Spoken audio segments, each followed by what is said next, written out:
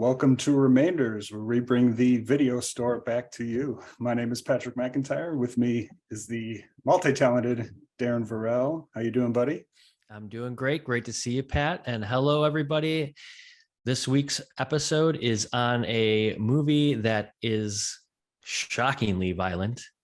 In my opinion, I wasn't ready for it. It is the first time I've seen it, and we are going to discuss One False Move. Patrick, thanks for bringing this movie into my life. Maybe you can give us a little synopsis of what One False Move is all about. Yes, One False Move, 1992, directed by Carl Franklin. Definitely a favorite of mine, especially in Bill Paxton's filmography. It is a crime film that follows Bill Paxton as Chief Dale, as a seemingly dim-witted small-town sheriff who has fantasies of being a big city hero. But when three murderous criminals, one of whom played by Billy Bob Thornton, are on the track to land in his small town in Arkansas, one of whom is from Paxton's past, this is his chance to test his will, and it's seemingly it's put to the test that he's never been up to before. This is more about the characters than the crime, and that is why it's one of my favorite Bill Paxton performances and one of my favorite films in his filmography. So, as you just mentioned, this is the first time you've seen it. You've not seen any of it at all before? No, but as I was watching it, it brought me back to thinking about movies like Frailty was one that I think we watched at Suncoast Days with Bill Paxton, and it's kind of a similar vibe. Bill Paxton. Just speaking of, rest in peace. It's crazy to me that he's not even living anymore, and that whole situation just a few years ago when he passed away. I always thought, man, this guy, he's just like so well-rounded, and you don't really think of him that way until you start to really peel it back, right? You talk about, dude, Chet in A Weird Science, that's not the same guy in One False Move. But there's those like little like fun things about him, which is why he's so like the hometown kind of. What was that word you said earlier when you explained him? I mean, he always plays the good old boy, little naive, a little dim-witted. I mean, he's dim-witted. That's it. Yeah. Yeah. So Bill Paxton has always perfected the art of playing the everyman, kind of the character that is sometimes like a rat, but most of the time just kind of the everyman, how most people would react. Like in the movie Aliens, for example, fucking classic performance from him. He's tagged as the coward, but it's like that's how most people would react in the situation of aliens, and he embodies that so perfectly. And his chance to shine in some of his roles near the end, oftentimes like in Aliens, right before he loses his life, is one of the reasons why this is one of my favorite performances, because it's kind of perfects that opportunity. You see the absolute both ends of the spectrum with him, where he's playing kind of from where he starts at the beginning of this film, just this jovial kind of seemingly dumb guy, to where he ends up at the end, and the shit that he's been through. It shows the whole gamut of like how he was able to perfect the everyman performance. Yeah, well said. The movie doesn't even really introduce him as a main character right away. No. But he is, of course. I think the movie is kind of more so about him. Yeah, obviously about a lot of things, but like if there's going to be like something you're left with, it's like, well, what happens to this character? Really, at the end of the movie, you really want to know more about him and where his life would go, after it ends. And when I started to watch the film, I was like, okay, when will we see him? When will we see the Bill Paxton character? Because at the beginning, I've seen a lot of like shockingly disturbing crimes things in the past. And so this film is from 1992. And I'm trying to place myself in 1992 and think of like this crime happening and what the way it plays out for the audience to see it. Pre-Tarantino, so nobody's there. You go, right? Well, 94. Actually, the same year as Reservoir Dogs. So okay, but yeah, that kind of thing is starting to happen, and I don't even think like Tarantino shows people, the brutality of killing the way that these deaths happen in the beginning. Maybe that's a shock for you to hear that from me, but I was kind of like disturbed a little bit seeing the way that and I think like setting that stage for Billy Bob Thornton's character, and that he is not fucking around, that he is this crazy criminal and does not care about human life is really what keeps you on edge the whole time. So like that kind of brutality is important to see, even though it's hard to see, I guess. Yeah. Oh, oh man, so excited. Yeah, so this is one that I saw. I was thinking back. I saw it maybe the first time, maybe 10 years ago. I'm pretty sure I saw it when I was reading Life Itself, actually, what we've talked about quite a bit, Roger Ebert's book, because Ebert, both Siskel and Ebert were huge fans of this film. So Ebert put it at like number 2 on his top 10 of the list of the year, and Siskel had it at number 1. This is like the number 1 and number 2 movie of 1992 for Siskel and Ebert. And I remember, I think it was maybe in one of his 4-star books. That's where I came across it, and it was one that I'd always wanted to see because of Paxton, but didn't come across it until then. And yeah, I've been very happy ever since discovering it, because this is, I think, a pivotal one in his filmography. And I completely forgot. So Billy Bob Thornton, this is his first script. He co-wrote this one. When that came up, watching it last night, I was pretty delighted to see that, because yeah, his vibe is definitely on this movie quite a bit, with the disturbing violence and whatnot. Yeah, and you're gonna probably find this as a shocker, but I have never seen Sling Blade, and I know he won the Oscar for that, right? But he also wrote that film, so this is kind of like an interesting. I believe he wrote that film. This is an interesting kind of introduction for what he was to become as an actor and as a kind of a major Hollywood player, as you would say, even though he's not very Hollywood. The guy's no, very much not a Hollywood guy, but he does, he did make an impact here on the way that movies are shown and the way the stories are told. There's times in this film where you see him perform and you're like, you can see a little bit of the greenness, I feel, in him as an actor. Because there's a lot of like, almost like being angry or maybe overacting at times, to make it almost look comical at times, when he's like shaking people or saying, "What the fuck's wrong with you?" or, and then he kind of repeats the line, and he kind of like resorts to swearing sometimes a little bit too much. That's not to diminish his performance. It's great. But it is an early performance of his, and I think it shows. Yeah.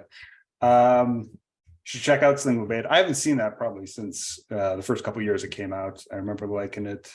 Definitely a movie that would not be made today. But considering the subject matter, he did direct that one as well. So wrote and directed it.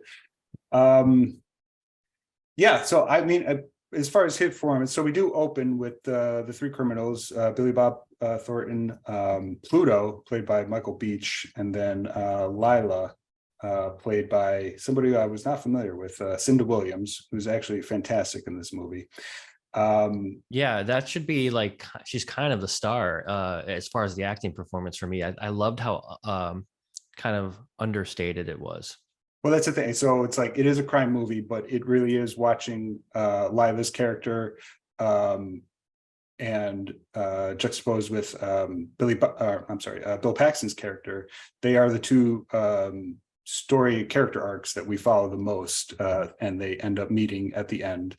And we'll get to it, and like why it was she was somebody from Bill Paxton's past, and why it was so pivotal.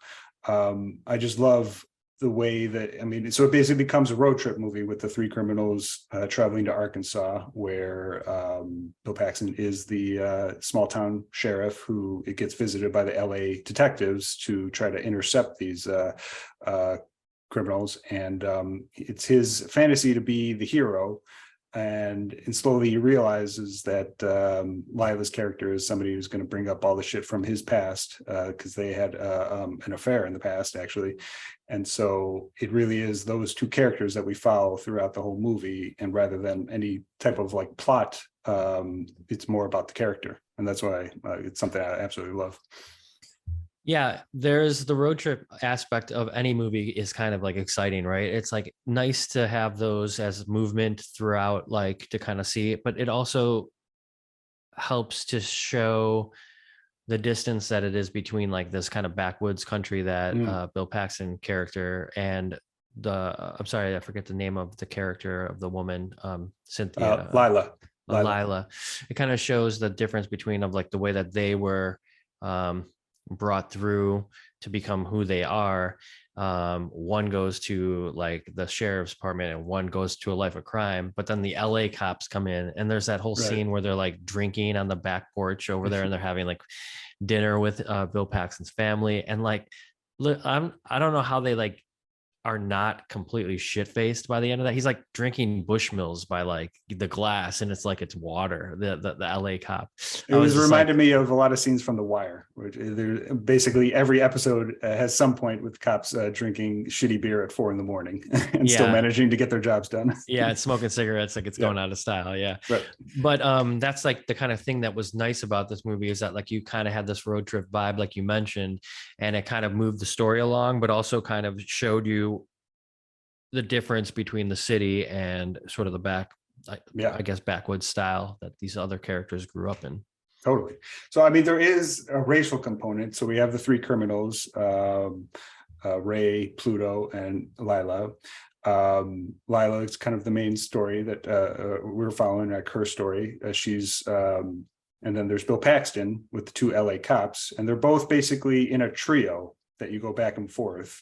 And there's a racial component of that. But you have Bill Paxton and Lila both surrounded by a white and a black character. And then this comes to fruition when we realize that Lila and Bill Paxton had an affair in that past. And this resulted in, spoilers, we're just going to give away a little bit of it, that the child was Bill Paxton's that she's been trying to get back to in her home in Arkansas. And so that's the other thing. It's like Bill Paxton has his own family, his own wife and child that he puts everything first for. And so you slowly unravel all this, like while this road trip is going on, ending up in Arkansas. And it just culminates into this amazing 30-minute climax with Lila and Bill Paxton's character. It's interesting. Again, I talk about it all the time when we do these tapings about just putting yourself in the time period when the movie or the story is being told. And this is present day 1992 that they're, the story is taking place in. So it's, not like it's in the past or anything. And it's hard because it's almost like you don't think of the weight of the racism in it as much as other movies you've seen. But I think that has more to do with the way that we're living in 2023. Like the stories that have been told and have come out about, racist stories that have been told since 1992. There's a lot. I think in 1992, when this came out, it probably hit a little different than it does now. I really feel like that is a big component of this movie, but like you don't really feel it the way you might have felt it in 1992. Am I wrong about that? It's not, I mean, there's a racial component, like I said, but it's not, it's not a major part of any of the plot. It's not at all. And it doesn't have to be. And it's more about, I mean, it barely influences the characters' decision, their reaction. No, and they don't even react. Like when Bill Paxton's character is saying racist things, he's almost like in his mind, you're watching him say it, and he's saying it just because that's what he knows, and he's not even doing any maliciousness behind it. And even his African American guy from cop from LA is hearing him say that and not reacting in a way where it's like, fuck you. He's just like, oh, okay, this is what this guy is. This is how he talks. Yeah. And I think that was kind of the world that it was back then a little bit. That's just kind of how it was. Like people just said, like people just talk like this. That's kind of how it is. Well, so that's my point, right? Yeah. Like, I don't know what it's like to live in 1992 as an adult. So I can't really like think about like that might have just been acceptable. But now when you watch the movie in 2023, it's like you would never, feel that way. Everybody's on eggshells now. So for multiple reasons. Right. Getting back to Billy Bob. I love his performance in this movie because I think it is appropriately like kind of over the top because his partner Pluto, played by Michael Beach, I fucking really love this guy's performance. He's the actual psychopath between the two, between him and Ray. And he's the one who basically kind of has all those violent scenes that you described. 3 different stabbing scenes. This guy has his knife throughout the whole movie, and all 3 stabbing scenes are like so fucking disturbing, like in a kind of like Coen Brothers Tarantino way, where it's like you kind of feel like a vibe of violence may happen, and then it just erupts in this massacre. And it's kind of his performance, because he kind of does all 3 of those stabbings in a kind of a similar way, where he holds the body close to him and stabs the body that his victim. And it's just not something you see in film very often. Yeah, it's like, very personal almost, you know, it's like very, and he's also another understated character. He's very quiet. He doesn't really say much. So when he does do those things, you're like, whoa, this is like adding to the fact that this guy is like a killer. Like right. Well, I mean, they give his MO at the beginning. It's things like, oh, he's 150 IQ, a genius, and did time in San Quentin with Billy Bob's character. And you could tell he's the one who's like pulling all the strings for like the drug deals and the robberies that they're doing. And he's the one who just erupts in that psychotic way. It is kind of a character I'd say has been like used a lot since 1992, but at the time it was definitely not like anything that was played out again at all at the time. And I think I think the movie like ages really well. It's like I still fucking love it, but there are like a lot of things you can tell that have been pulled from the time period it came from since then. So like I'm sure it was much more fresh and disturbing in 1992 than it was now. Like, and watching it now for the first time, I'm sure you've been like, oh, I've seen this lots of times, but in only stuff since then. So yeah, and there's like for sure the style of the clothing dates it back to, like, it looks like everyone's like MC Hammer sometimes, you know. Like it's very 1992 in the way that it's like there's Z Cavaricci's probably people wearing those. Billy Bob is looking 1992, but man, Bill Paxton is looking awesome in this movie. That's like, true. Yeah, he does look like any time period cop in the backwoods. Yeah, this is peak coolness for Bill Paxton. Like a couple years before is when he was in Near Dark, which is the coolest he's ever looked, even though he's covered in blood half the movie. This is around the time. Amazing film. This is about the time, maybe a year or two after Predator 2, which he plays the cocky cop in that, and he looks awesome. This is kind of just right before he kind of moves into his dad phase, and he just all of his roles, he looks a little bit more tempered. I guess maybe Twister is the last time he looked like a young buck trying to do his best. Yeah, he's man, you just again, you can forget about how many great things that Bill Paxton was in. And he's so, I mean, he's both like underrated and underappreciated, even though like everybody loves him. It's like that's kind of like a unique place. Like everybody loves Bill Paxton, and yet he's still like kind of underappreciated. And because he kind of never quite became like a leading man.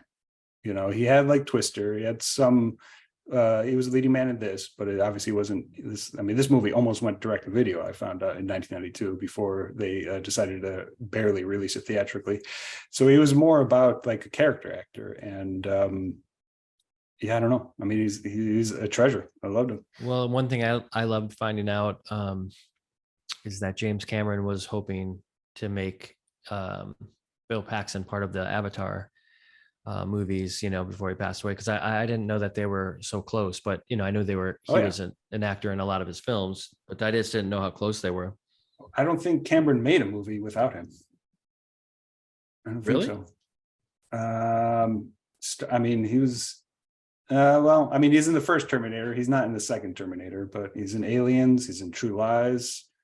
And which ones am I missing from Cameron? Well, I'm not exactly sure. You're more of a Cameron guy than I am. I will say that second Super Troopers movie, I forget the name of it, where it was like on the island and there was like a caper going on. He played like a Coconut Pete. I think his name was Coconut Pete. Club Dread by Broken Lizard. No, was it Club Dread? Yeah, Broken Lizard. Yeah, the Super Trooper guy. Yeah, and he played that. Yeah, I remember that. I mean, that's what I'm saying. Like you start to talk about Bill Paxton, you start to talk about these roles, and it's like this guy, you know, total treasure. Absolutely. I mean, so, and this movie is a good companion with, we've talked about it before, A Simple Plan, the Sam Raimi movie from Yeah, 1998. I forget, you have, I have not. you have not seen that one. Fucking great movie, adapted from a book, but it's still got total Sam Raimi vibes, even though not his direction vibes. It's a reunion with him and Billy Bob. They play brothers in that movie, and it's got a very similar kind of Coen-esque vibe as this movie. So this is like Simple Plan would be a awesome double feature with One False Move.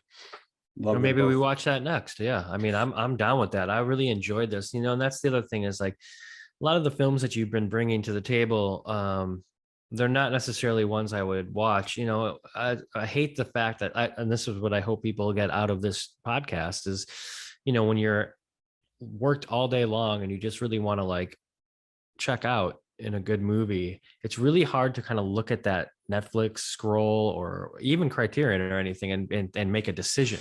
Yep. So it's been great that you've been like, yeah, here's a movie that we should talk about. I've seen it or I haven't seen it, and let's go into it, because this was great. And like now talking about a movie that might piggyback off of it, that might have the same vibe. I mean, I obviously loved One False Move, and if Simple Plan, and then hearing Sam Raimi is involved and everything like that, and these two actors couldn't be more of like a perfect companion. I agree. Well, I mean, I was definitely considering pairing it with, as you mentioned, Frailty, which is one I absolutely love. I saw that in the theater, and I remember purchasing the DVD immediately when it came out in Suncoast. I'm pretty sure we were both working there at the time. We all loved it. I remember us all talking about it.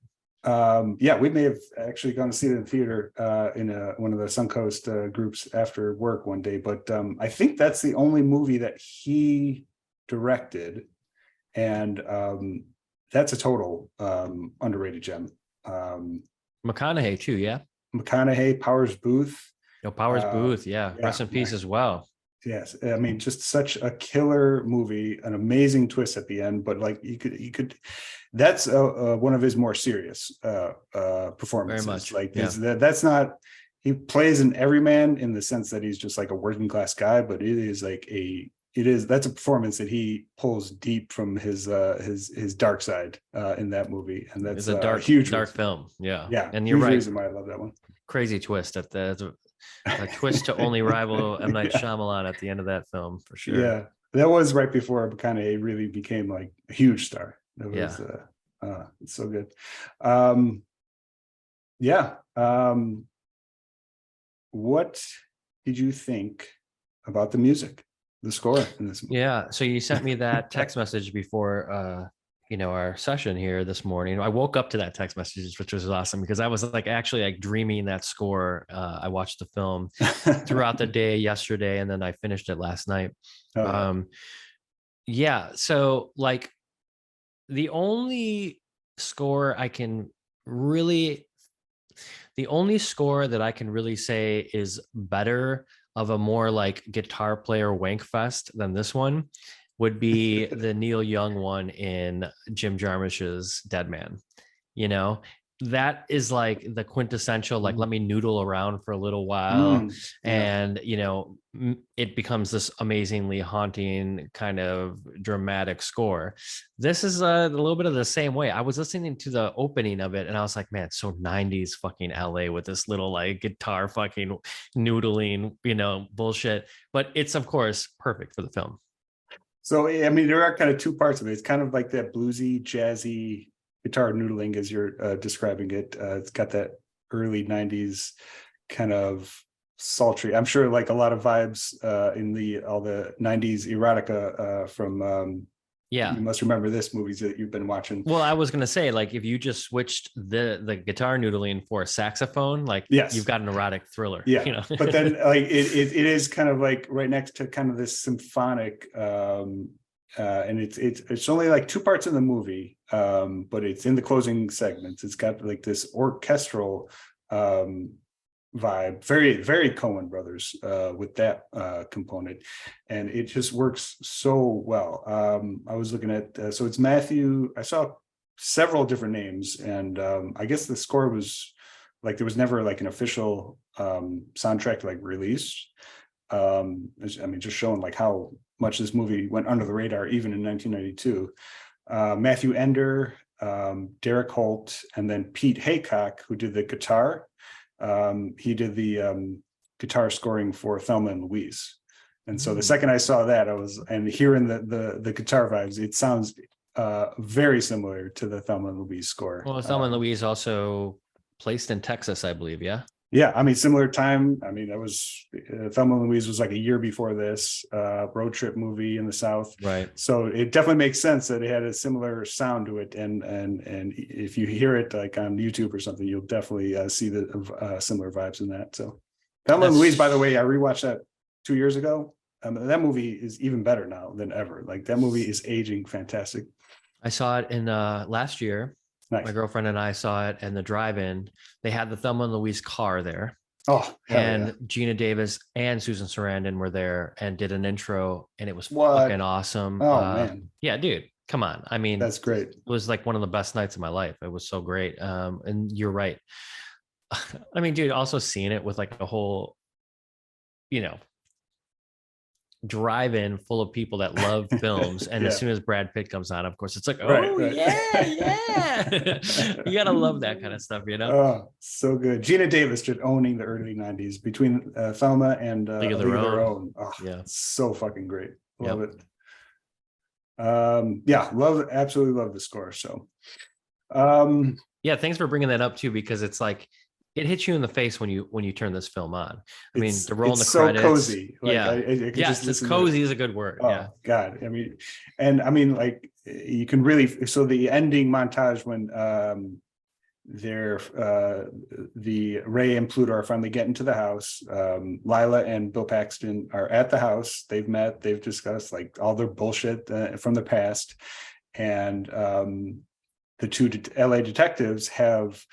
Lila's child actually trying to remember because he was taken in the middle of the night, remember where the house is.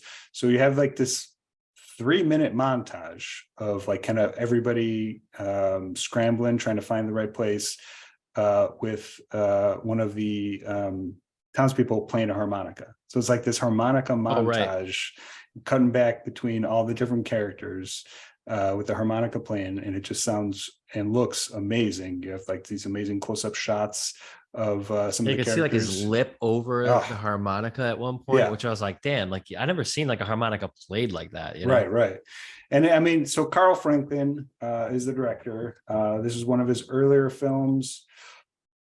I have not seen much of his. I mean, he went into TV later in his career. But, his stuff on TV I've seen more of than his films. Right. So Devil in the Blue Dress, a 1995 film with Denzel Washington and Tom Sizemore. Actually, isn't that like going to JFK's like funeral or something like that to find Marilyn Monroe or something? I haven't seen it. It's been on my list probably for forever, but I just have never got it. A man is hired to find a woman and gets mixed up in a murderous political scandal. So it might be what you're describing. Yeah. But that's one that he's also a writer. He says he also wrote that film. Or one of. But his direction in this movie is subtle, but like it feels like an expert. Like the pacing is perfect, but then it's not flashy, but it does have like these close-up shots, and it's like tempered, like they're and like some like zoom close-ups too that I noticed were really well done. Two that I'm thinking of is when Ray and Pluto and Lila are getting pulled over, and he keeps on going back to a shot of Pluto just in the back, just completely like his psychopath stare, just not moving, not reacting, just directing Ray to like calm down, speed up, slow down. With the lights going on behind him. It just keeps on going back to like just his face, and it looks so great. And then the other one that I love, and this is more of like, partly the direction, but also Bill Paxton's performance, is there's a scene about halfway through when he walks in. He's still kind of like in his uppity, kind of naive, dim-witted phase of the movie, excited for like what he can contribute, and possibly thinking like, oh, maybe I'll move to LA and become a hotshot detective. And he walks in on the two LA detectives talking about him. talking about like how much of a buffoon he is, and like you can just tell that he is completely unaware of the way other people perceive him. And there's 30-second like tracking shot just moving up to his face, and you could just see like the bewilderment and the pain in Paxton's face, and that's partly direction and Outstanding. then partly Outstanding. Yeah, you're right. A performance. combo. That's the perfect combo where like the actor is just that good, and the director just understands what he needs to capture. You know, these thought processes that are going on in this guy's head. I need to capture that, you know. And it's like that scene is like obviously amazing within the context of the film, but then also like Bill Paxton's entire career. There could be like a shot like that in almost every one of his movies where it's just like, oh, like I'm kind of an idiot, but like I know I have like good in me, and I know I have the will to do the right thing. And it's like that conflict that he's always had in so many of his characters. What did you think of the this kind of struck me as like something that was a big character moment, and I was wondering what you thought about it. The part right after that where he's listening to them, and he comes in and they realize, okay, he's heard what we've been talking and, you know, making fun of him, and that he could actually like come to like LA and be like a real cop, you know.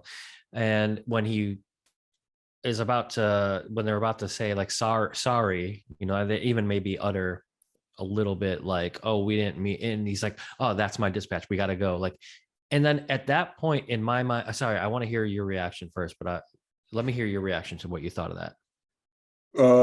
I mean, for Bill Paxton's character, my reaction to the performance, or to what the character was doing? What it meant for the character. What was going on with him at that moment when he kind of like he shut it down. So what happens is he shuts down them like having to have any kind of like confrontation about what had just transpired.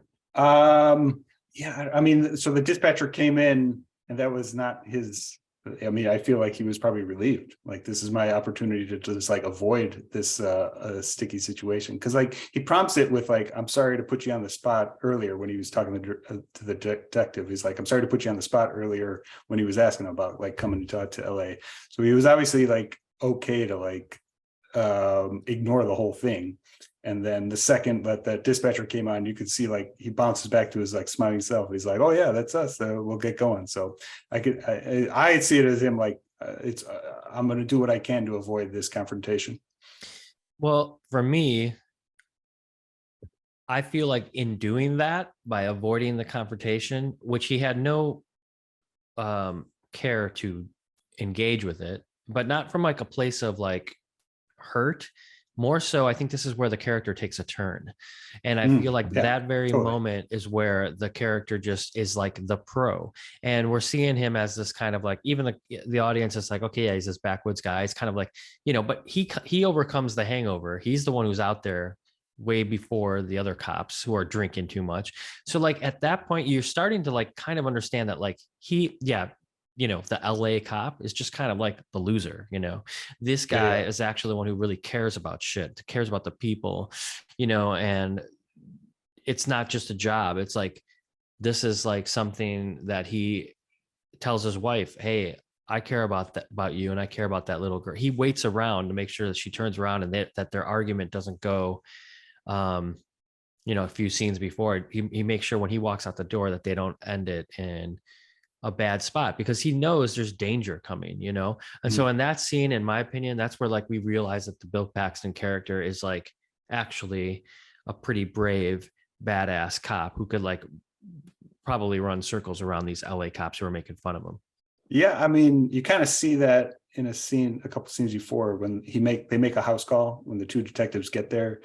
When they first get there, he kind of like brings down the tension there. Yeah, he de-escalates like an entire like domestic abuse situation like very calmly and coolly. He's like, "Oh yeah, I'm just used to this shit. I can handle this, you know, like before breakfast and anytime." And they are impressed with that, but at the same time, it is kind of like just a basic like big city bias against small town people. For sure, 100%. So, and I guess that's the thing, is I think that the audience is falling prey to that in the story, and because it's done so well. But because Paxton's playing it up the whole time. He's just smiling like an idiot when they first meet, by him like speeding up onto him, almost getting into a car crash. You're like, oh Jesus, we got to deal with this fuckhead now. Right. Yeah, exactly. Like, it's like, okay, we'll make the best of it, and we'll just kind of like play into it, but yeah, we can't get out of here fast enough. On a surface level, the stereotype is easy for them to keep on going with. So Yeah, totally. So good. So the diner scene I absolutely love. I mean, it really does, like I said, it is all about the characters. So we get to the end, and there is like a shootout, but it's entirely about like his Paxton's ability to like to do what's right, and then also like whether or not the detectives are going to find the house too to save his life as well. Because so it's just like it's a movie that like is so much more interested in what the result of like Paxton's character does rather than like any flashy type of action scene, even though it's just a little bit of that at the end. Yeah, and such like a classic, like, what are you gonna do? She asked, what are you gonna do? So like Pat said earlier, spoilers. What she asked, what are you gonna, Lila asked, what are you gonna do with our son? You know, after this, if I go to jail or whatever. And he's like, well, your mom will continue to take care of her, but I'm going to send money, I'll send money every month. He's just like, yeah, stop calling him our son. Yeah. Like he doesn't kind of want to admit like he's got this great life now. And then there's a kind of an absolute shocker. And you're kind of like, was Bill Paxton like kind of like a shitty person in a previous life? Because she says, you didn't have to have sex with me when I was 17 years old, Right. I mean, pretty much everybody in this movie is kind of a pretty terrible person to some degree. And you just see different shades of it from different time periods in people's lives. And you see like the earlier, you see Paxton as he is, and then you discover like what his past was like. And I mean, everybody's kind of a shithead to some degree, like I said. Yeah. Harmonica montage at the end, absolutely love it. Ebert, like I said, they both absolutely love this one. Okay, so this is what I was talking about the ending. This is his quote talking about this. Watching one false move, I realized how so many action pictures cop out at the end, using a chase scene or a shootout as a substitute for an ending. How much more suspenseful it is in this film when the quote chase depends on whether a small child can remember the right road, and when the shootout is a test of will, not marksmanship. So like he's just like totally nailing it, and of like why the last like 30 minutes like could have gone in like pretty like conventional way, but like it's so much more memorable the way it's executed in this way. And another spoiler alert, directed well. Just that last scene, there's like, I felt a lot of things, and like it's rare when I kind of feel things physically just by seeing them on the screen. There's that scene where Bill Paxton comes out, and to get that like last fatal blow where he shoots Billy Bob Thornton, it's shot in a way, and then it's like an actor director combo where it's like I can feel the pain that must have happened for him to pull his arm, or because he's injured, to pull his arm around that quickly to shoot him. Because like if he hadn't, he'd be a dead man as well, because Billy Bob Thornton would have shot him to death. Yeah, it's very well done. That I mean, but it's also like it's clumsy in the way that most shootouts really are, not cinematic shootouts. Because like that second shot he gets on Billy Bob, it's like right in his ass. Like you can see it like clearly. Like it just shoots. He gets Billy Bob in his ass, and he just kind of falls clumsily. I think it takes 3 bullets to take out Billy Bob too. Yeah, for sure. And it like I said, like it is kind of like a clumsily performed shootout, because that's a little bit more close. And Lila's death obviously feels, and it is, I'm sure, intended to be an accident. I don't think Billy Bob wanted to shoot her in the head, but then he was aiming at her aiming at Bill Paxton and accidentally hit her. But when that happens, that's kind of like the end all be all. That's like the extra strength it takes for Bill Paxton to shoot him dead. Right. I don't think Billy Bob's character was regretting hitting her but at that point with her selling him out. But so yeah, no, I don't think so. But at the same, I mean, again, I don't think he was human that way, that he cared about anybody. But I don't think he meant to hit her. Is my point. Yeah, that's fair. I mean, again, it's so much complexity in these characters, and it's more about that than the plot which again was why I think this is one that'll stay around for a while. And it's something I think that you've talked about before, where you like watching these films where it's kind of, again, when we were watching the Ethan Hawke film, the Schrader directed, what was that again? First Reform. Yeah. That one obviously is so much more up to the audience, but this is too, this is a lot like, what you decide what's going to happen at the end here. You decide the fate of these characters and like if we should give a shit about them at all. Yeah. Because it does kind of have that you don't know whether or not Paxton's going to survive. Right. You have the final shot with him, amazing final shot with him and the child, and he's just kind of comforting the child, and you definitely don't know whether or not he's going to pull through. So, and it doesn't matter. It's like you can think either way, and it's all valid, and it's what you see on the screen that matters, and it's done in a way that I love. Yeah, agreed. Yeah, great film this week. I definitely think that folks will enjoy it. And I definitely think it's a film not many people have seen. So as we're speaking of this, I don't know if this episode will be as popular as some of the other ones in the past, just simply because I don't think people know this film as well. And I think a lot of people come to listen to this, films they've already seen.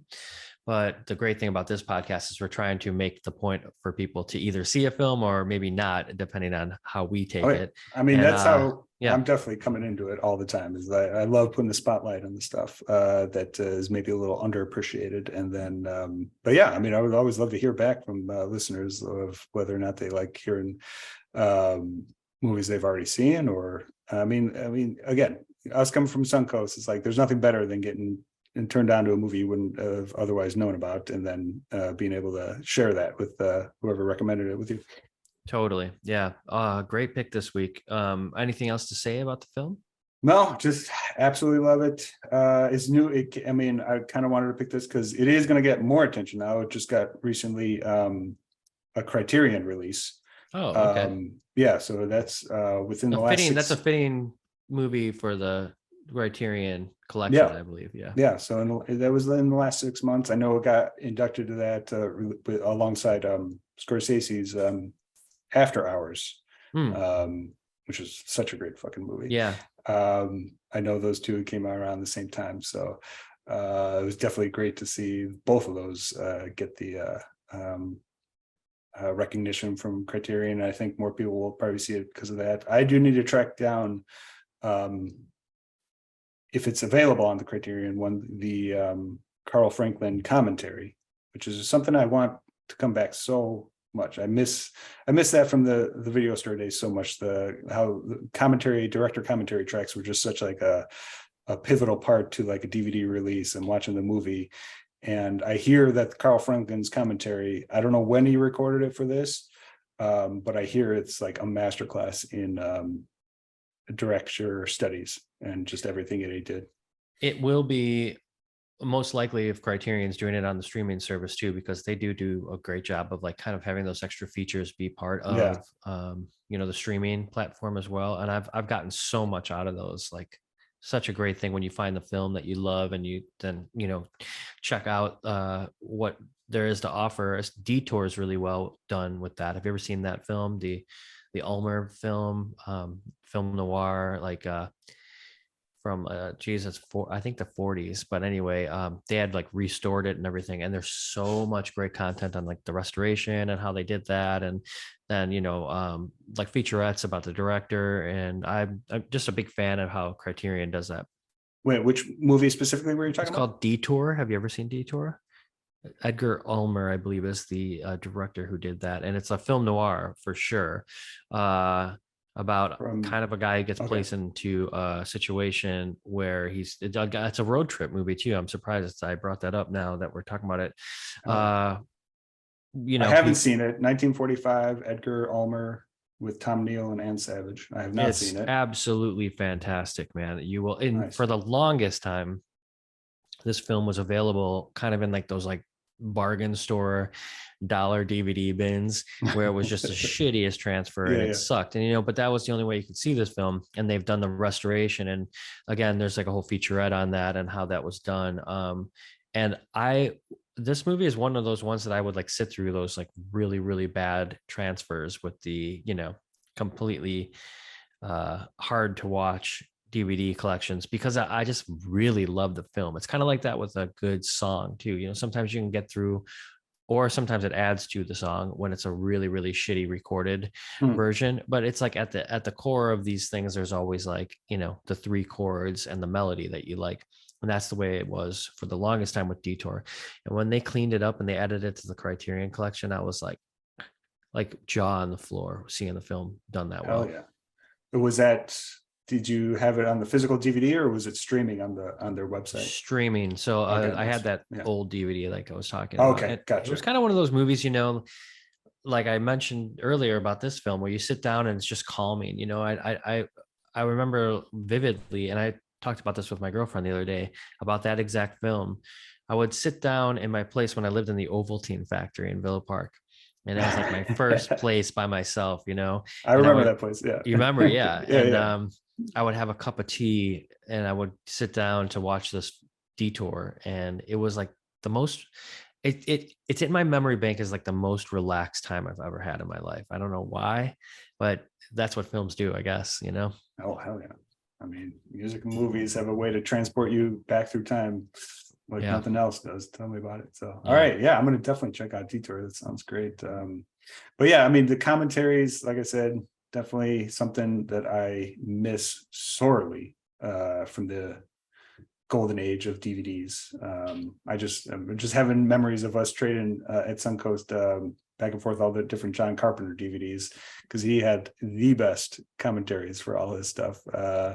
Not always the most insightful from a director point of view, but definitely the most insightful from like a rock star point of view, where you kind of constantly just hear him like open up beers and lighting his cigarettes, and then just telling stories about him and Kurt Russell back in the day. So fantastic. Good. I love that shit, man. Yeah. Well, talk about cozy. Just put that on the background. That's yeah, you don't even need to be like watching the movie. You know what I mean? Oh, yeah. There's actually, speaking of which, if anybody out there is excited about this kind of thing, there's like Criterion on most Jim Jarmusch films where they just have an audio only with no, of him answering questions from, certain people who would put like questions about the film in. And it's super interesting. Jim Jarmusch, man, one of the greatest artists living today, in my opinion. And to hear him talk about his films in his very quiet way, that's a real gift on the Criterion. Oh, so great. So I'm definitely going to try to track down the Carl Franklin commentary on One False Move. Absolutely love it. Sounds like Darren enjoyed it as well. Any last thoughts before we move on from this one? No, except for the fact that Billy Bob Thornton, if I'm not mistaken, shows up because he was a neighbor of Warren Zevon. Did you remember that from that Warren Zevon documentary? I remember him showing up for the recording sessions of The Wind for some reason. Yeah, no, he's definitely on there. I haven't watched that in a long time. Yeah, he's definitely on. Talk about a rock star, by the way. On the documentary, and I'm sure he's on a couple of the tracks from the Wind. So, if I'm not mistaken, I think it's because he was his next door neighbor or something like that. I don't remember that part, but I mean, I knew they were friends for a while, but it may have been because of that. So, right. I was just thinking of what a night of drinking would have been like with those two. Are you kidding me, dude? And especially at the recording of The Wind, because from all I've heard about Zevon is he's like, fuck this, I'm dying. I'm just going to party again. Yeah, so he went off the wagon and, He definitely, not in any crazy way, but he definitely gave up sobriety in that last phase to enjoy himself and to get the most out of spending time with his family and enjoying time recording music with his friends. So. Yeah, like I said, rock star. Love it. All right. One False Move. Fantastic.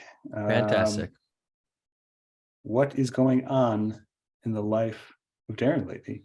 Did you have a good week? Yeah, I had a great week. As per usual, just working hard over here and loving, every day I wake up and I think to myself, God, I get to do this, and like so like tired of like seeing things where people give you your motivational stuff online, or whatever. But that is one that people sometimes will say, like, love what you do and that kind of bullshit.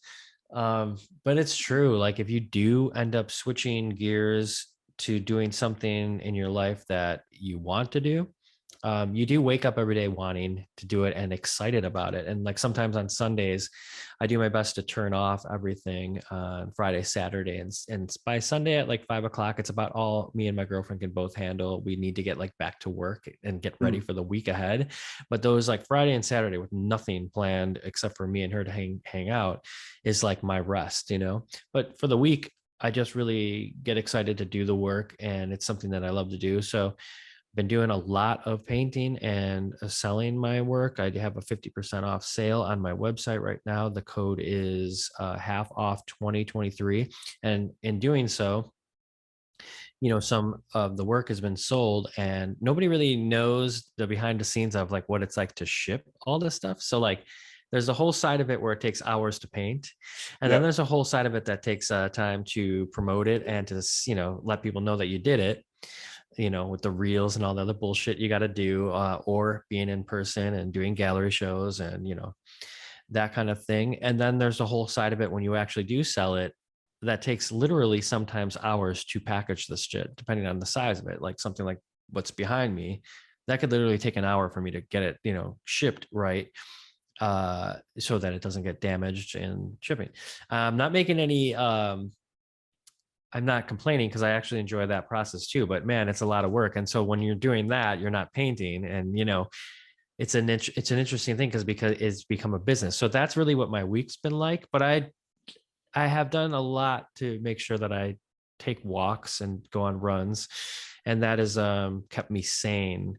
Even though the sun has not been out for the last week here in Los Angeles. It's been a super weird year with like not much sunlight. So I'm hoping for a little sunlight this weekend. I'm going to see a band at the Viper Room on Friday, and Saturday I'm picking up some art in Encino, and then I'll do it all over again next week. What have you been up to? Well, you heard it here, folks. Darren is looking for an unpaid intern to assist with his dynasty. And if you want in on that, remainders at Gmail is where it's at. Yeah, I mean, specifically, Pat, we could use help in a lot of places because like that's the thing. Just me and you doing these conversations, it doesn't stop there, right? There's just like, okay, well then you got to put it up online and you got to do this. And again, I'm not complaining. It's just a lot of work. So yes, if you're out there and would like to be an unpaid intern, come at me. Totally. No, we support full wages here. Yeah. No, I got your thank you for the I got the Rick Dalton being framed currently. Wow. So yeah, cool. I'm looking forward to having that piece up in my place, because my place is still I mean, you're only seeing like a couple right now, but it's like I really only put up work from people that I know and I'm friends with, and family and friends that like their like original work. Like I kind of went through a phase where I don't really put up anything anymore unless it's like a tangible piece of art from somebody like that is like that I know in my life.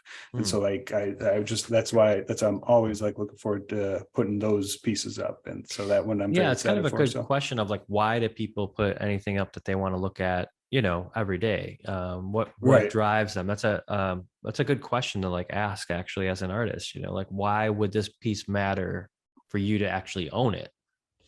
Yeah, and I don't know. I like having the personal connection, because like there's so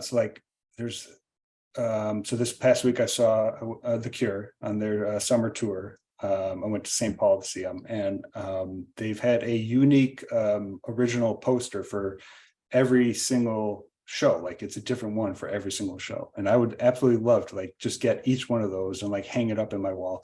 But it just like it gets like it's part of the reason why I kind of stepped away from curating my DVD collection and whatnot. It's like there is no like, I just love that shit so much that I know that I shouldn't even start it, because there's no stopping to it, because like there's so many movie posters, band posters that I would always want to be putting up. And I think that's kind of why I restrained myself to like only like art that from people I know. 100% agree. And I think that happens as we get older, is that it becomes a little bit more meaningful, right? Yeah, totally. But there's like stuff in storage, and we talk about it all the time. Like, you can't take it all with you. And I'm not in a huge house here in Los Angeles, and pretty sure you're not in a huge house yet either. And even so, once you do, like, at least you have more wall space, So like right now, I'm always thinking of like when I do get that house finally, I can put up some things that I really do appreciate, like my Ed Wood theatrical poster that's like, from 1994 that I have in storage that I would love to look at every day, and even maybe put it in a light box because it's one of those ones that is theatrical, so it has both sides printed.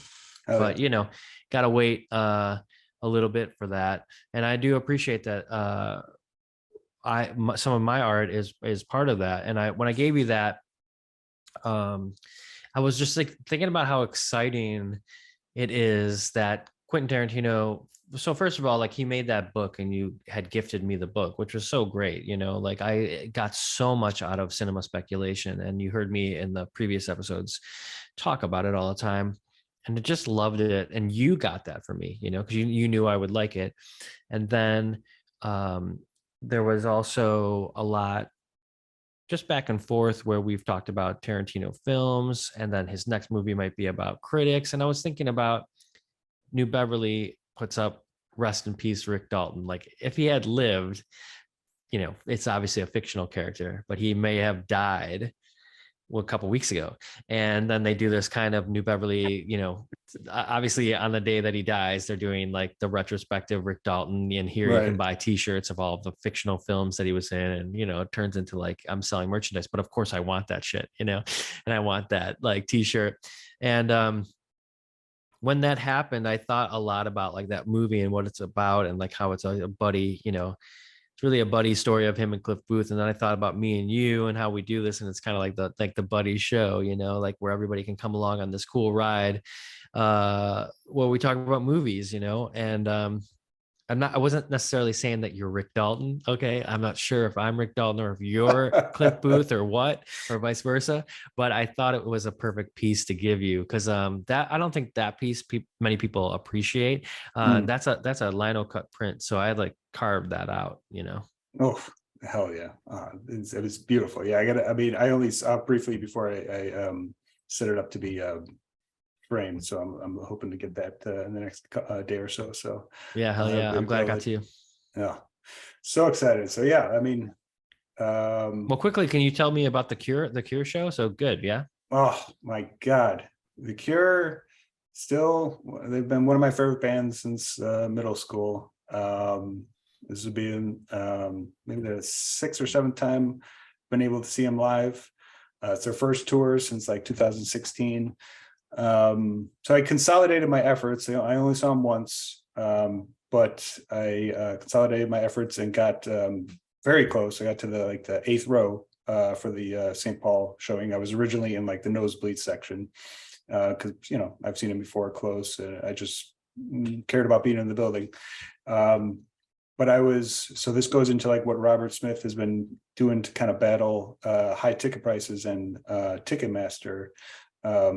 With this tour, he didn't want dynamic pricing, which is what really like skews the highest priced tickets, and also battled against like ticket scalping.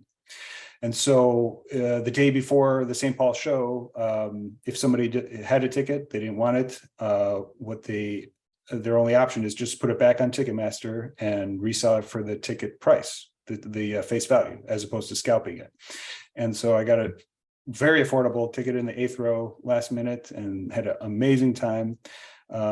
This just kind of shows the power that Ticketmaster and ticket prices have like over the country. So Chicago is one of the areas where there's a policy where you can still legally scalp. So even though he had this deal with Ticketmaster, people were still able to buy tickets here in Chicago and not in St. Paul. They could buy a ticket here in Chicago and then sell it for like $1,000. And that's how much like the front row seats were the day before the Chicago show. But in St. Paul, if somebody's reselling the ticket, it's just for the face value. So it's wow. it just shows like how much power Ticketmaster has, and just how much, oftentimes the fans who actually just want to see the show, they get priced out because so many people, it's a business. It's a moneymaker. Yeah. People just like buy tickets for shows they have no intention of going, and then resell the ticket for 10 times more on Vivid Seats or whatnot. So it's amazing. I mean, Robert Smith is a god, always has been.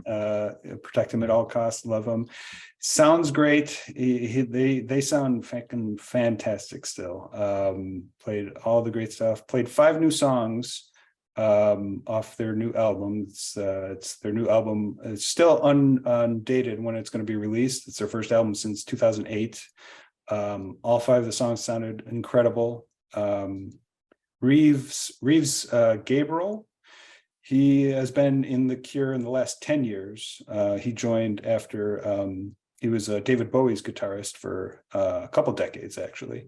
And so he's one of their primary guitarists now, and he's been doing all the recording with them on their new album. So I'm very excited to hear the studio sessions when that gets released. But I mean, everybody that I've been tracking, like for their summer tour, has been nothing but blown away by how great they sound and how incredible of a performance they still have been putting on after all these years. I mean, they've been performing since the late 70s, and they're still to the top of their game. And that was a huge reason why I wanted to go see them again so bad, because like they're getting up there. He's not going to be performing to this level and this frequency, not for another 30 or 40 years. So right. We'll see how long they keep on going. But yeah, such a great time. Loved it.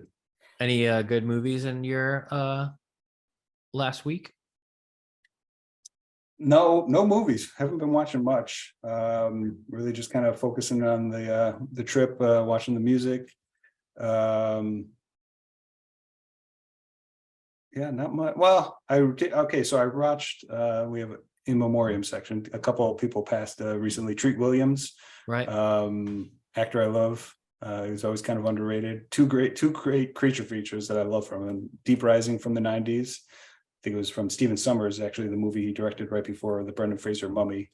And then Dead Heat, which is this great comedic creature feature with Joe Piscopo from the 80s. Amazing. I believe that one's, Piscopo. If you have not seen that one, fantastic. I believe that's been on Shudder for a long time. Very fun movie. So hardcore 80 vibes with that one. But then we also lost a favorite writer of mine, Cormac McCarthy, just this week, actually. Made it to 95. Writer I love. So I actually rewatched just last night The Sunset Limited, which was based on a stage play from like the mid 2000s.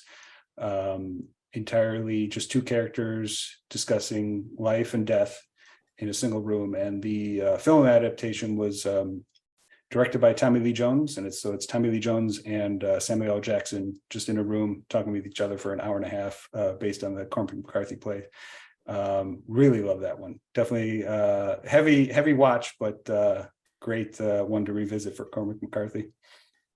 I've seen that he passed. I don't know his work, but I've seen a lot of people that I admire, artists and stuff like that, talking about his passing. So I should definitely look into some of his art. Well, I mean, The Road is one of his most popular books. Which was a Viggo Mortensen play. It was adapted by John Hillcoat and with a Nick Cave score. Yeah. But the movie is pretty good. The book is fantastic. No Country for Old Men. That's one where the movie actually gets close to the book. Child of God, All the Pretty Horses. He put out maybe close to 15 novels, so it wasn't like Stephen King numbers or anything, but like every one of his novels is definitely worth checking out. But especially like The Road, I would recommend everybody reading that once.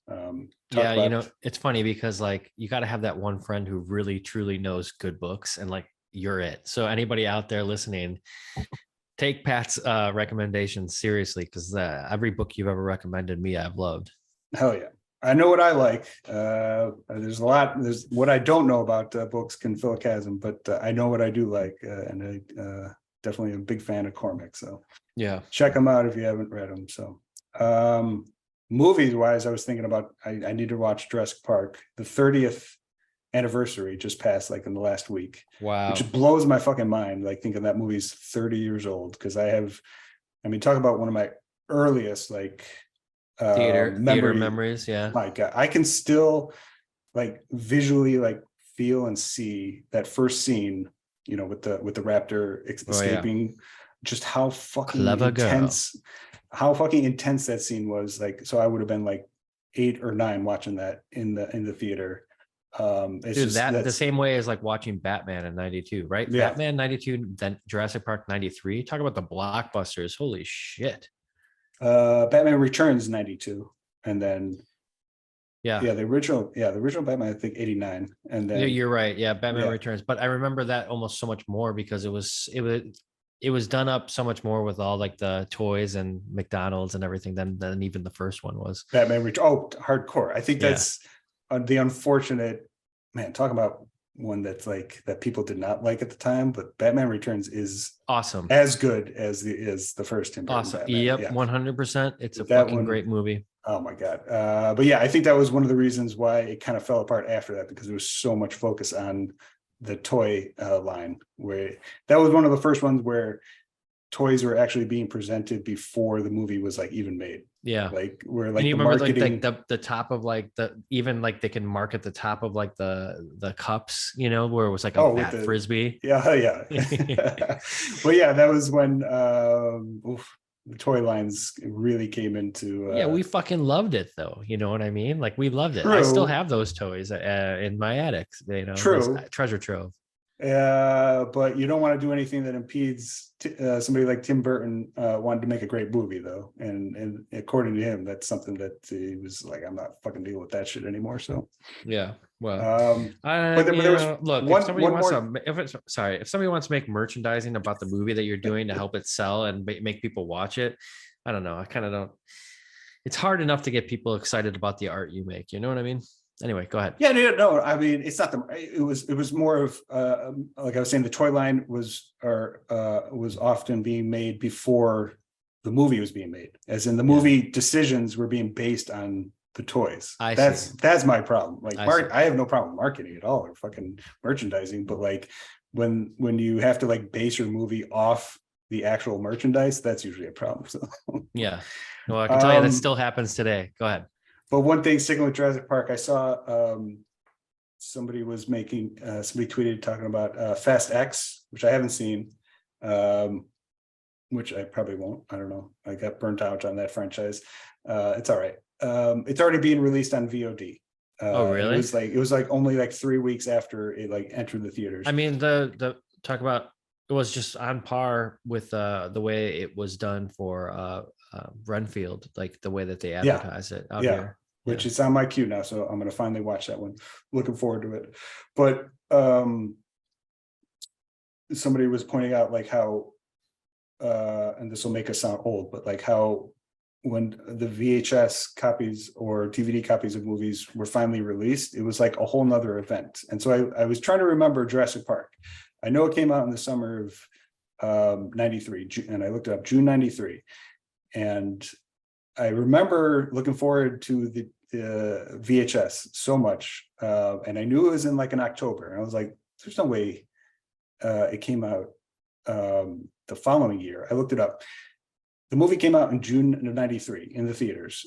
The VHS wasn't available until October of 94. It's like there was that long of a gap. Well, how long did the run go? How long did the movie play? I mean, I know it played for close to a year, but so it was probably still playing into like the spring of 94, but then there was still, after all that huge gap of not being able to watch it anywhere until October of 94. Well, unless you went to the theater, that actually makes more sense. That's why I asked how long it played, because they wanted to continue to get ticket sales in the theater. Like if you were waiting for the VHS, you're going to pay that money to go see it in the theater again. Right. Yeah.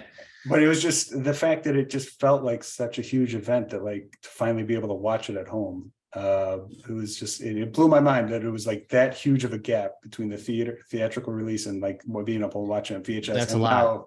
Now it's like almost, I mean, it's within like, if it's even separated, it's within a couple of weeks now. If you did that now, people would have forgotten that film and never buy it. Right. That's the thing. That's the thing. It's like if Fast X came out just a couple weeks ago, and then you wouldn't be able to watch it at home until like next October, people would be like, "Fuck that movie! I'm going to move on to something else." I know. Crazy. It's crazy how the world changes that way. I don't know, for better or for worse. I don't have the answer there, but yeah, it's interesting.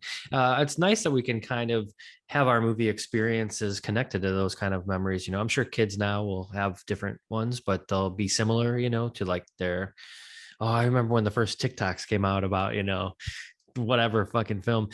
I mean, but again, it's the same thing. It's the way that they experience it, and we're talking about merchandising, toys, things that we loved.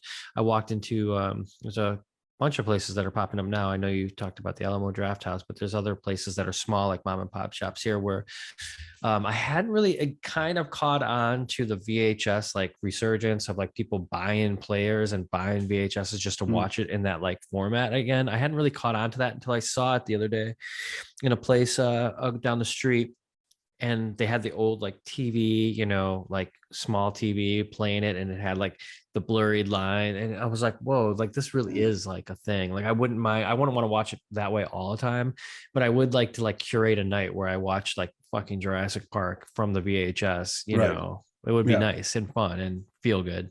Yeah, I mean, it's part nostalgia. It's also part physical media. I'm so tired of constantly looking for movies and then figuring out which of the 90 streaming sites it may or may not be available on.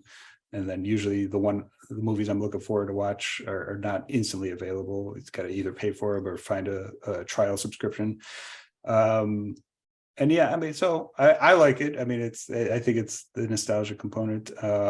I've considered just getting one of those old school TVs with the VHS inside of it. So I wouldn't want to like buy a separate one, but having that one piece of equipment would be kind of cool. Because like you were saying earlier, like I couldn't care less on what like format you watch a movie on. I would so much rather watch a great movie on like a 15-inch screen than like a shitty movie on like a giant high def.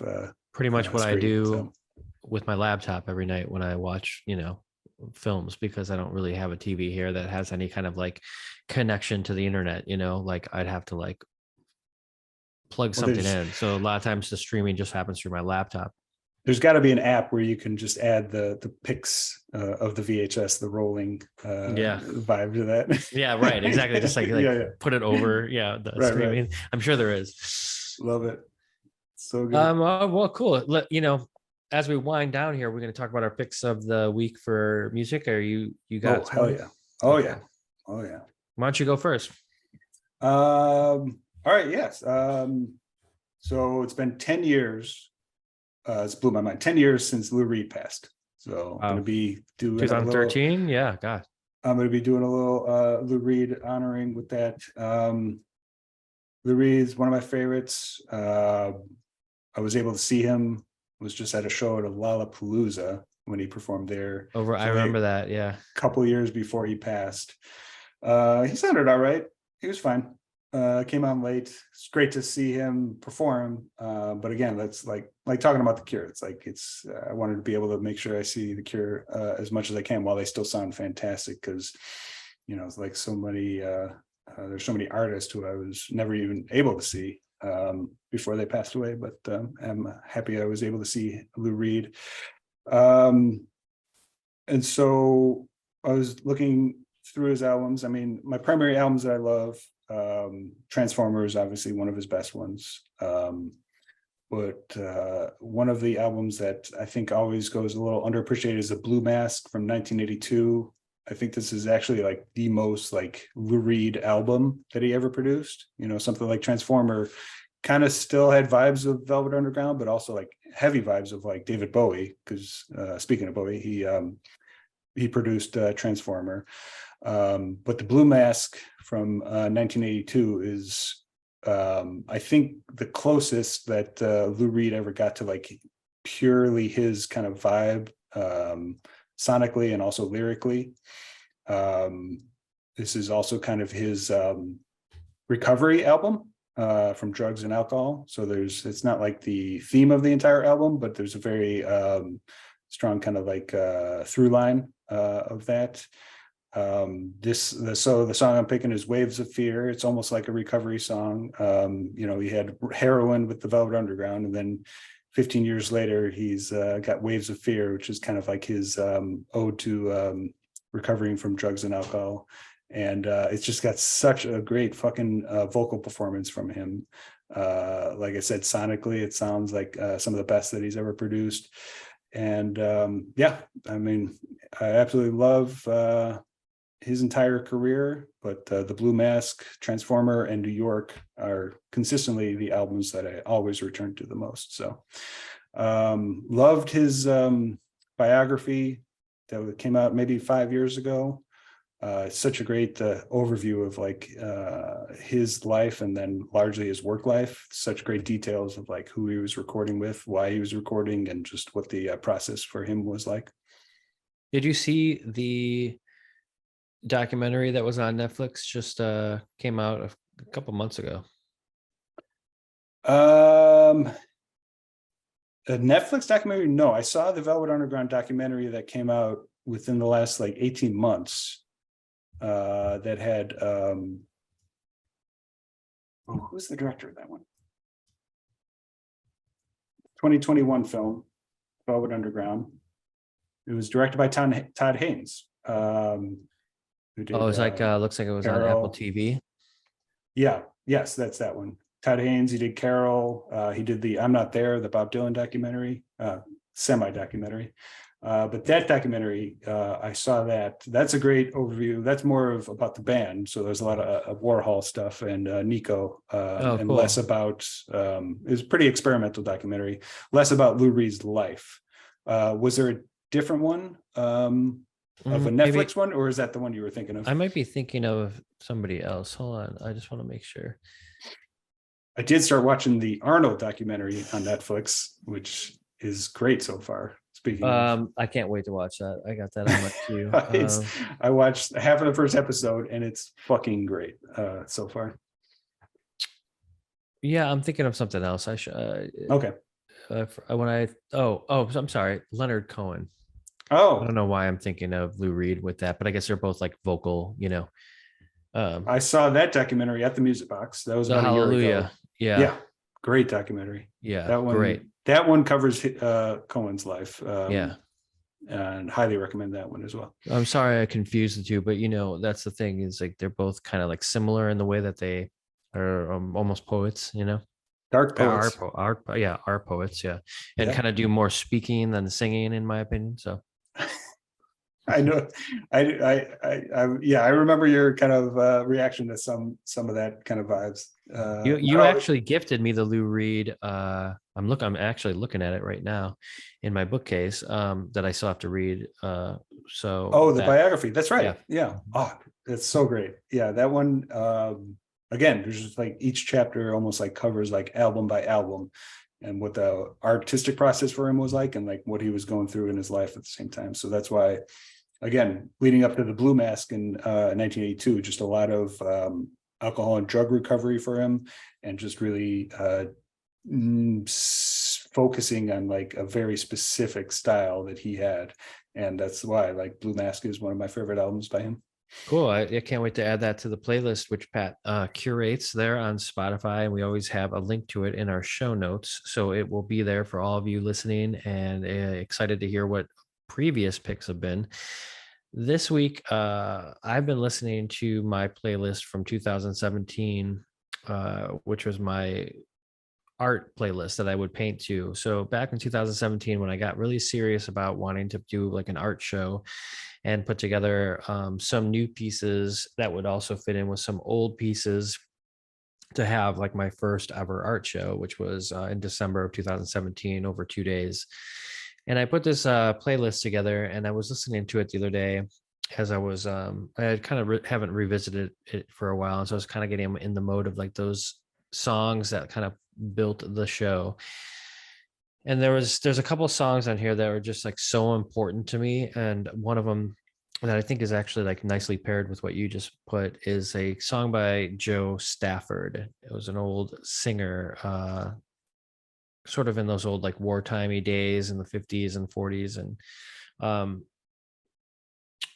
It's called No Other Love. And my story almost about finding about this song is better than is maybe why I love the song so much.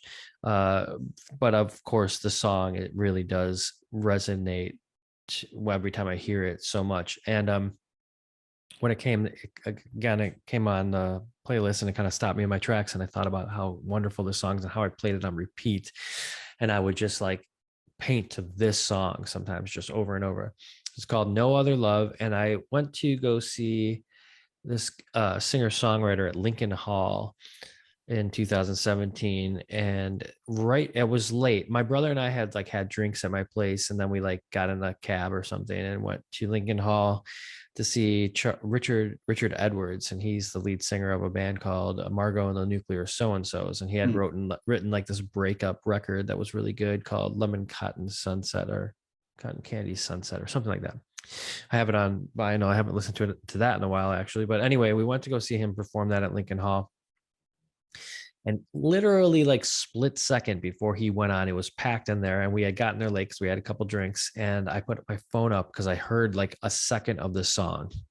And I'm talking like he was just about to take the stage. So we walk into the doors at Lincoln Hall, the song is playing, and I heard it like, and it was so captivating over all the people talking in the crowd that I put up in my phone and on like a Hail Mary, like, what song is this? Like the Shazam thing. And it's like No Other Love, Joe Stafford. Okay, save. And he comes out like in that split second. So it was like this happened within like 2 seconds. And it was that like memorable of what I had heard. Got home, listened to the song, and the lyrics are so haunting. It's such like a simpler time, and it's just like such a straight, mainlined song about love, and No Other Love is what it's called. So I'll just let you listen to it when you get a chance. And yeah, beautiful song. Joe Stafford, it meant a lot to me for many years. And it's one of those ones that anytime it comes on, it'll stop me in my tracks. I think maybe next week I'll talk about another one that did that to me, but I hadn't heard this song in a while, and it came up on this playlist, and I wanted to add it to ours. Hell yeah. Yeah, I'm not familiar with Joe Stafford. Not many people are, so that's why I was kind of like, who put this on? Again, I always love that when these playlists are happening, like who put this song on, who loves this song enough. Maybe it was the performer Richard Edwards, or maybe it was somebody at Lincoln Hall that knew it, but either way, right, I'm glad they did. No Other Love, No Other Love, Let No Other Love Know the Wonder of Your Spell. Yeah, some heavy shit. Love it. It's dude, the awesome. lyrics are really great.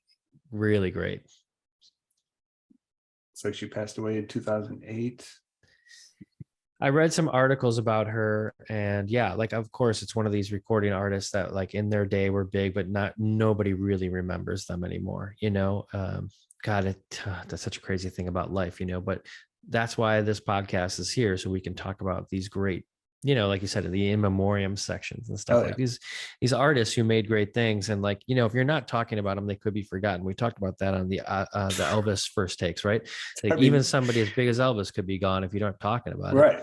Yeah. I mean, our movie today, Siskel and Ebert both put it at like #1 of the year, and not many people are even talking about One False Move today, let alone what maybe in 50 years. So yeah, that's definitely a huge reason why I love having these conversations with you. Keep the video store conversations alive, because that's where stuff stays alive.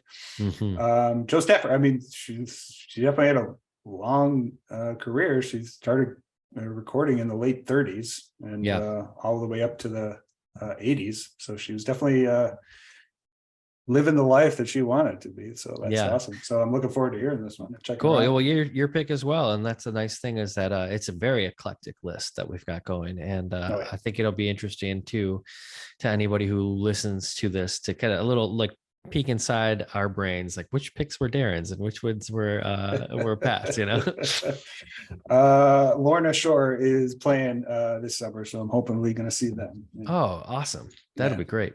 That album still sticking with me. Such a great album from start to finish. And that trio, the Pain Remains trio, I put one of those songs on the list a couple months back. Yeah. So good. And I remember saying, like, what a great name. The Pain Remains. Oh my God. I mean, it's just like they just have a sound that I fucking love and that I just don't hear nearly enough. And from what I've seen, their live performances have been awesome. So Well, when all else fails, when we can't listen to the Remainders playlist, we just turn on Warren Zevon, and then both of us are happy. oof, man, that what was that archive link that I've been using that where it's got all the live shows. Oh my Dude, God. his family posted that. Like, I sent that to you because like his family was like, yo, this is stuff that'll never be out in the open. Right. So here it is, you know. But like that site, what is the name of the site again? It's like some kind of like Congress thing, I think, like, you know, like a free creative commons thing. But just it's such a great archive of like so many obscure, maybe put that in the show notes, you know. shows. Yeah, if you find it. It's just like such a good like you said, like a backup. If I don't know what I'm listening to, I'm just going to listen to like a random concert that Zevon put on in 1982, for example.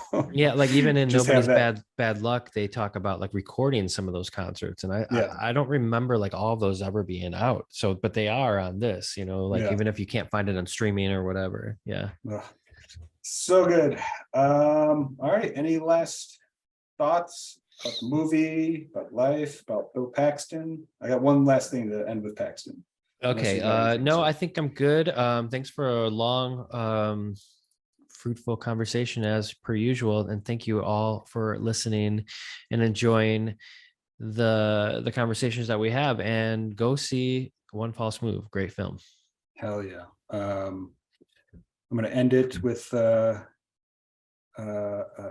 James Cameron, Bill Paxton uniting. So Titanic was the one that I forgot to mention. When I mean, of course, I think that's the ones everyone's thinking of. Yeah, Paxton is obviously in that. I came across a deleted alternate ending for Titanic, which is real. This is like legit. I was gonna say, is this a joke? No, it's not. It's a legit ending that was filmed with Bill Paxton, his character trying to persuade Rose, as she's an old woman at the end of the movie, to not drop the diamond into the ocean. It's the most insane thing. It's like a perfect example of like where Cameron's great, but he teeters on the line of ridiculousness so often. I know you will agree with that, but this is like an alternate scene that was cut for great reasons, but it's him trying to dissuade her from dropping the diamond into the ocean, and it's bonkers. It's absolutely insane. Where do you find this? Where can YouTube? Or I mean, I saw it on Twitter. I'm sure if you just Google the alternate ending, either in Twitter or on YouTube, it'll be available there. But highly recommend if you're a James Cameron or Titanic freak like we are, because it is a wild scene to check out. So amazing. Well, rest in peace to a great actor. So great. Gone too soon. Love him. All right. Good talking to you, bud. We'll be back possibly with another Bill Paxton movie, but we'll see. So yeah, we'll discuss. As per usual, you'll probably have to give me that. All right, what movie are we watching this week? And then I'll say, okay, yeah, sorry, I have been a little quiet. Let's do whatever one you think.